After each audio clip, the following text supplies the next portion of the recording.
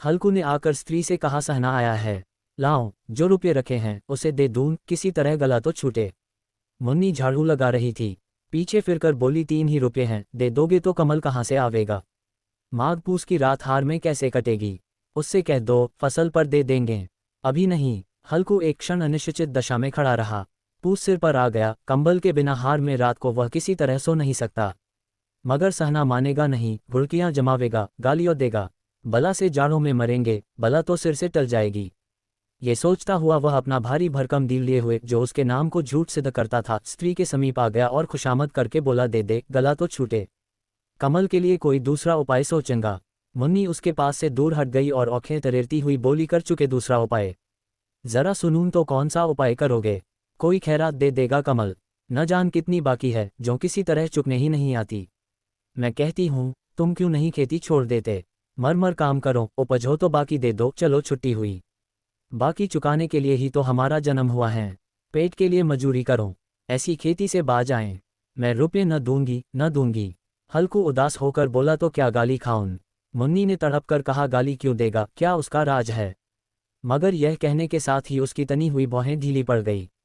हल्कू के उस वाक्य में जो कठोर सत्य था, वह मानो एक भीषण जंतु की भांति उसे घूर रहा था। उसने जाकर आले पर से रुपये निकाले और लाकर हल्कू के हाथ पर रख दिए। फिर बोली, तुम छोड़ दो अब किसे खेती, मजूरी में सुख से एक रोटी तो खाने को मिलेगी, किसी की धौंस तो न रहेगी। अच्छी खेती है, मजूरी करके लाओ, वह भी उसी में झोंक दो, उस पर धौंस। हल्कू ने रुपये लिए और इस तरह बाहर चला मानो अपना हृदय निकाल कर देने जा रहा हूं। उसने मजूरी से एक एक पैसा काट काट कर 3 रुपये कंबल के लिए जमा किए थे। वह आज निकले जा रहे थे। एक एक पग के साथ उसका मस्तक पानी दीनता के भार से दबा जा रहा था। 2 पूस की अंधेरी रात, आकाश पर तारे भी ठिठुरते हुए मालूम होते थे। हल्कू अपने खेत के किनारे ऊख के परतों की एक छतरी के नीचे बॉस के खटाले पर अपनी पुरानी गाढ़े की चादर ओढ़े पड़ा कौप रहा था। खाट के नीचे उसका संगी कुत्ता जबरा पेट में मुंह डाले सर्दी से कुकू कर रहा था। 2 में से एक को भी नींद नहीं आ रही थी। हल्कू ने घुटनियों को गर्दन में चिपकाते हुए कहा, क्यों जबरा, जाड़ा लगता है? कहता तो था, घर में पुआल पर लेट रह, तो यहाँ क्या लेने आए थे? अब खाओ ठंड, मैं क्या करूं? जानते थे मैं यहाँ हलवा पूरी खाने आ रहा हूँ, दौड़े दौड़े आगे आगे चले आए। अब रो नानी के नाम को। जबरा ने पड़े पड़े दुम हिलाए और अपनी कुंकू को दीर्घ बनाता हुआ कहा, कल से मत आना मेरे साथ, नहीं तो ठंडे हो जाओगे। ये रान पछुआ न जाने कहाँ से बर्फ लिए आ रही हैं। उठूं, फिर एक चिलम भरूं, किसी तरह रात तो कटे। 8 चिलम तो पी चुका। ये खेती का मजा है। और एक भगवान ऐसे पड़े हैं जिनके पास जाड़ा आए तो गर्मी से घबरा कर भागे। मोटे मोटे गद्दे, लिहाफ, कंबल। मजाल है जाड़े का गुजर हो जाए। जकादीर की खूबी, मजूरी हम करें, मजा दूसरे लुटें। हल्कू उठा, गड्ढे में से जरा सी आग निकालकर चिलम भरी। जबरा भी उठ बैठा। हल्कू ने चिलम पीते हुए कहा, पिएगा चिलम? जाड़ा तो क्या जाता है, हाँ जरा मन बदल जाता है। जबरा ने उनके मुंह की ओर प्रेम से छलकता हुई आंखों से देखा। हल्कू, आज और जाड़ा खा ले, कल से मैं यहाँ पुआल बिछा दूंगा, उसी में घुसकर बैठना, तब जाड़ा न लगेगा। जबरा ने अपने पंजों उसकी घुटनियों पर रख दिए और उसके मुंह के पास अपना मुंह ले गया। हल्कू को उसकी गर्म सॉस लगी। चिलम पीकर हल्कू फिर लेटा और निश्चय करके लेटा कि चाहे कुछ हो अब की सो जाऊंगा, पर एक ही क्षण में उसके हृदय में कंपन होने लगा। कभी इस करवट लेटता, कभी उस करवट पर, जाड़ा किसी पिशाच की भांति उसकी छाती को दबाए हुए था। जब किसी तरह न रहा गया, उसने जबरा को धीरे से उठाया और उस सिर को थपथपाकर उसे अपनी गोद में सुला लिया। कुत्ते की देह से जाने कैसी दुर्गंध आ रही थी, पर वह उसे अपनी गोद में चिपटाए हुए ऐसे सुख का अनुभव कर रहा था जो इधर महीनों से उसे न मिला था। जबरा शायद ये समझ रहा था कि स्वर्ग यही है, और हल्कू की पवित्र आत्मा में तो उस कुत्ते के प्रति घृणा की गंध तक न थी। अपने किसी अभिन्न मित्र या भाई को भी वह इतनी ही तत्परता से गले लगाता। वह अपनी दीनता से आहत न था जिसने आज उसे इस दशा को पहुंचा दिया।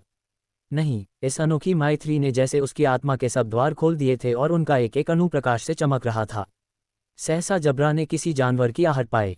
इस विशेष आत्मीयता ने उसमें एक नई स्फूर्ति पैदा कर रही थी जो हवा के ठंडे झोंकों को तुच्छ समझती थी। वह झपट कर उठा और छपरी से बाहर आकर भूंकने लगा। हल्कू ने उसे कई बार चुमकार कर बुलाया, पर वह उसके पास न आया। हार में चारों तरफ दौड़ दौड़कर भूंकता रहा। एक क्षण के लिए आ भी जाता तो तुरंत ही फिर दौड़ता। कर्तव्य उसके हृदय में अरमान की भांति ही उछल रहा था। 1 घंटा और गुजर गया। रात ने शीत को हवा से धधकाना शुरू किया। हल्कू उठ बैठा और दोनों घुटनों को छाती से मिलाकर सिर को उसमें छिपा लिया, फिर भी ठंड कम न हुई। ऐसा जान पड़ता था सारा रक्त जम गया है, धमनियों में रक्त की जगह हिम बह रही है। उसने झुककर आकाश की ओर देखा, अभी कितनी रात बाकी है। सप्तर्षि अभी आकाश में आधे भी नहीं चढ़े, ऊपर आ जाएंगे तब कहीं सवेरा होगा, अभी पहर से ऊपर रात है। हल्कू के खेत से कोई एक गोली के टप्पे पर आमों का एक बाग था। पतझड़ शुरू हो गई थी, बाग में पत्तियों को ढेर लगा हुआ था। हल्कू ने सोच, चलकर पत्तियों बटोरूं और उन्हें जलाकर खूब तापूं। रात को कोई मुझे पत्तियों बटारते देख तो समझे कोई भूत है। कौन जाने कोई जानवर ही छिपा बैठा हो, मगर अब तो बैठे नहीं रह जाता। उसने पास के अरहर के खेत में जाकर कई पौधे उखाड़ लिए और उनका एक झाड़ू बनाकर हाथ में सुलगता हुआ उपला लिए बगीचे की तरफ चला। जबरा ने उसे आते देखा, पास आया और दुम हिलाने लगा। हल्कू ने कहा, अब तो नहीं रहा जाता जबरू, चलो बगीचे में पत्तियों बटोर कर तापें, टौटे हो जाएंगे तो फिर आकर सोएंगे, अभी तो बहुत रात है। जबरा ने कुकू करे सहमति प्रकट की और आगे बगीचे की ओर चला। बगीचे में खूब अंधेरा छाया हुआ था और अंधकार में निर्दय पवन पत्तियों को कुचलता हुआ चला जाता था। वृक्षों से ओस की बूंदें टप टप नीचे टपक रही थीं। एकाएक एक झोंका मेहंदी के फूलों की खुशबू लिए हुए आया। हल्कू ने कहा, कैसी अच्छी महक आई जबरू, तुम्हारी नाक में भी तो सुगंध आ रही है। जबरा को कहीं जमीन पर एक हडडी पड़ी मिल गई थी, उसे चिंचोड़ रहा था। हल्कू ने आग जमीन पर रख दी और पत्तियों बठारने लगा। जरा देर में पत्तियों का ढेर लग गया था, हाथ ठिठुरे जाते थे, नगे पांव गले जाते थे, और वह पत्तियों का पहाड़ खड़ा कर रहा था। इसी अलाव में वह ठंड को जलाकर भस्म कर देगा। थोड़ी देर में अलावा जल उठा, उसकी लौ ऊपर वाले वृक्ष की पत्तियों को छू छू कर भागने लगी। उस अस्थिर प्रकाश में बगीचे के विशाल वृक्ष ऐसे मालूम होते थे मानो उस अथाह अंधकार को अपने सिरों पर संभाले हुए हों। अंधकार के उस अनंत सागर में ये प्रकाश एक नौक के समान हिलता मचलता हुआ जान पड़ता था। हल्कू अलाव के सामने बैठा आग ताप रहा था। एक क्षण में उसने दोहर उताकर बगल में दबा ली, दोनों पांव फैला दिए मानो ठंड को ललकार रहा हो, तेरे जी में आए सोकर। ठंड की असीम शक्ति पर विजय पाकर वह विजय गर्व को हृदय में छिपा न सकता था। उसने जबरा से कहा, क्यों जब्बर, अब ठंड नहीं लग रही है? जब्बर ने कुकू करके मानो कहा, अब क्या ठंड लगती ही रहेगी, पहले से यह उपाय न सूझा, नहीं इतनी ठंड क्यों खाते? जब्बर ने पूंछ हिलाई, अच्छा आओ इस अलाव को कूदकर पार करें, देखें कौन निकल जाता है। अगर जल गए बचा तो मैं दवा न करूंगा। जब्बर ने उस अग्नि राशि की ओर कातर नेत्रों से देखा। मुन्नी से कल न कह देना, नहीं लड़ाई करेगी। ये कहता हुआ वह उछला और उस अलाव के ऊपर से साफ निकल गया। पैरों में जरा लपट लगी पर वह कोई बात न थी। जबरा आग के गिर्द घूमकर उसके पास आ खड़ा हुआ। हल्कू ने कहा, चलो चलो इसकी सही नहीं, ऊपर से कूद कर आओ। वह फिर कूदा और अलाव के इस पार आ गया।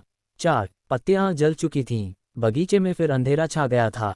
राख के नीचे कुछ कुछ आग बाकी थी जो हवा का झोंका आ जाने पर जरा जाग उठती थी, पर एक क्षण में फिर आंखें बंद कर लेती थी।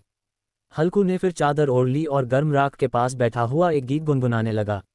उसके बदन में गर्मी आ गई थी, पर ज्यों ज्यों शीत बढ़ती जाती थी उसे आलस्य दबाए लेता था।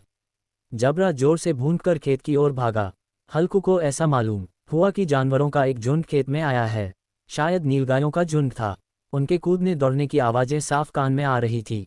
फिर ऐसा मालूम हुआ कि खेत में चर रही है। उनके चबाने की आवाज़ चर चर सुनाई देने लगी। उसने दिल में कहा, नहीं, जबरा के होते कोई जानवर खेत में नहीं आ सकता। नोच ही डाले, मुझे भ्रम हो रहा है। कहाँ, अब तो कुछ नहीं सुनाई देता। मुझे भी कैसा धोखा हुआ।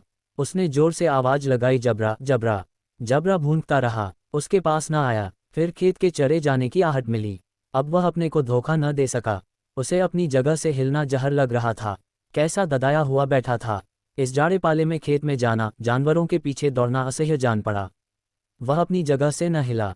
उसने जोर से आवाज़ लगाई, हिलो हिलो हिलो। जबरा फिर भून उठा। जानवर खेत चर रहे थे, फसल तैयार हैं। कैसी अच्छी खेती थी, पर ये दुष्ट जानवर उसका सर्वनाश किए डालते हैं। हल्कू पक्का इरादा करके उठा और 2-3 कदम चला, पर एकाएक हवा का ऐसा ठंडा चुभने वाला बिच्छू के डंक का सा झोंका लगा कि वह फिर बुझते हुए अलाव के पास आ बैठा और राख को कुरेद कर अपनी ठंडी देह को गरमाने लगा। जबरा अपना गला फाड़ डालता था, नीलगाय खेत का सफाया किए डालती थीं और हल्कू गर्म राख के पास शांत बैठा हुआ था। अकर्मण्यता ने रस्सियों की भांति उसे चारों तरफ से जकड़ रखा था। उसी राख के पास गर्म जमीन परत वही चादर ओढ़कर सो गया। सवेरे जब उसकी नींद खुली तब चारों तरफ धूप फैली गई थी और मुन्नी की रही थी, क्या आज सोते ही रहोगे तुम? यह आकर रम गए और उधर सारा खेत चौपट हो गया। हल्कू न उठकर कहा, क्या तू खेत से होकर आ रही है? मुन्नी बोली, हाँ, सारे खेत का सत्यानाश हो गया। भला ऐसा भी कोई सोता है?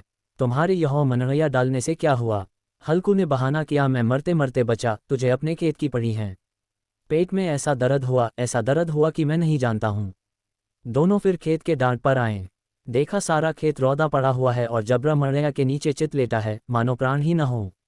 दोनों खेत की दशा देख रहे थे। मुन्नी के मुख पर उदासी छाई थी, पर हल्कू प्रसन्न था। मुन्नी ने चिंतित होकर कहा, अब मजूरी करके मालगुजारी भरनी पड़ेगी। हल्कू ने प्रसन्न मुख से कहा, रात को ठंड में यह सोना तो न पड़ेगा।